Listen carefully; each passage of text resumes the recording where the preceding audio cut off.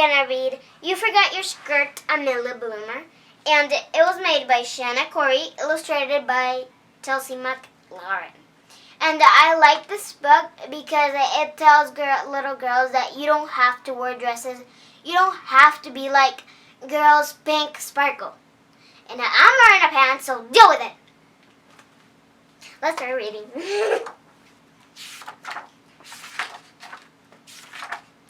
You Forgot Your Skirt, Amelia Bloomer.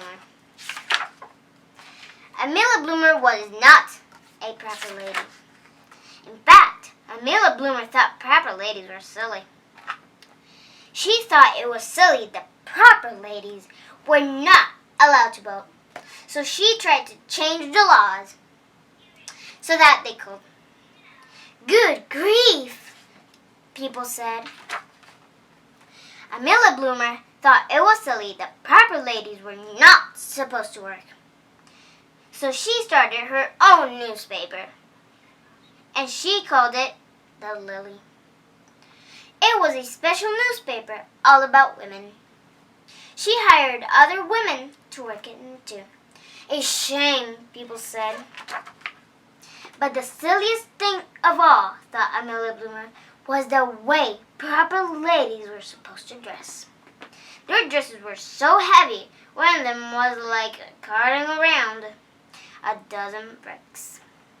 What was proper about that? Their dresses were so long that proper ladies looked like walking broomsticks. They acted like broomsticks too, because their skirts swept up all the mud and trash from the street. What was proper about that? The corsets that were underneath their dresses were so tight it was hard to breathe.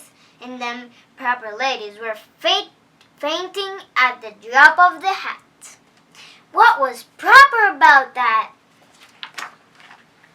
And the hoops they wore beneath their dresses were so wide that no matter how they squeezed, no matter how they squished and squashed, they stuck themselves through. The proper ladies still got stuck in doorways all over town. What in the world was proper about that? Even little girls had to wear proper dresses, so they couldn't run or jump or play. This has got to stop, declared Amelia Bloomer. And one day, Amelia's friend Elizabeth Cady Stanton came to visit. Elizabeth brought her cousin Libby with her. Libby looked remarkable. She was even more improper than Amelia because Libby was not wearing a dress. Dress, Libby said. Bah! How silly. Instead of a dress, Libby was wearing something that was not too heavy, and not too long, and not too tight, and not too wide. It looked just right. Brilliant, Amelia announced. And she went right into her sewing machine and sewed a matching outfit for herself. Then she went out for a walk. The townspeople were aghast. Can you believe it? You forgot your skirt, Amelia Bloomer, called a little boy. Shocking, everybody said. But Amelia Bloomer did not care one bit. She thought the new clothes were wonderful.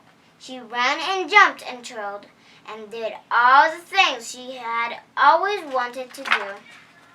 Amelia had such a good time that she wanted other women to know about the new clothes too. So then she got home and wrote about them in the Lily. Marvelous, said the lady from Boston. I declare, said the lady from Charleston. Where can I get one? Asked the lady from Baltimore. Pretty soon, Amelia had letters from women everywhere. They all wanted patterns so they could make the new clothes themselves.